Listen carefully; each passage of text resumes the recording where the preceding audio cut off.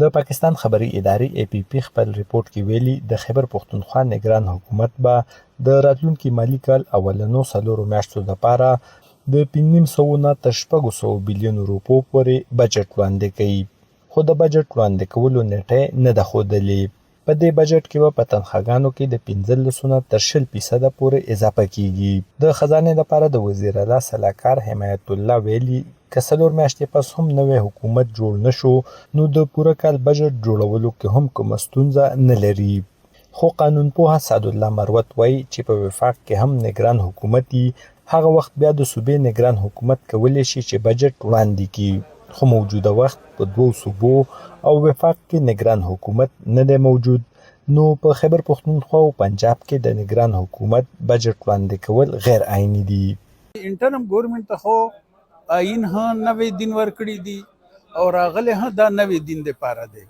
نو اوس ناشته دوی خو د سپریم کورټ فیصلو په باره کې وایي چې مونږ دا نه منو. چې د سپریم کورټ فیصله نه مني، آئین بالکل په دې خبره باندې کلیر دی، نو په هغه باندې عمل درآمد نه کوي، نو دا آئینی څرنګه دا ټوټلی 100% چې څه کوي غیر قانوني دي. حمایت الله ویلي د راتلونکي ټول مالی کال لپاره به وفاقي حکومت په ممکنه توګه 815 بلیون روپۍ صوبې ته ورکوي. په ټول بجټ کې به صوبه 15 ارب روپۍ خپلې اچوي. بجټ کې به 10% تعلیم، 0.0% به صحت، تعلیم او قرضو ورکولو او 10% برخه به د امنیت لپاره مختص کیږي. پاتې 0.0% بجټ به نورو مدونو کې مصرف کیږي. په بجټ کې به نوي ترقیاتي سکیمونه نوي شامل. په بجټ کې به په قبایلي ضلعو ملکن ډویژن باندې د 2 کالو لپاره ټیکسونه نه لاګو کیږي. ایډوکیټ نور علم خان وایي پنجاب او خیبر پښتونخوا کې گورنر د وفاق نماینده دی او صوبایي حکومت په مرکز کې د نگران حکومت راتلو پورې د گورنر په مرسته صوبایي چارې چلی او بجټ به هم وړاندې کوي. دا کم بجټ چې پیش کوي دا به خپل چې دی انټرم گورنمنت چې کم کابینټ دی د هغې نه به یې پاس کوي او گورنر به هغه دستخط کوي.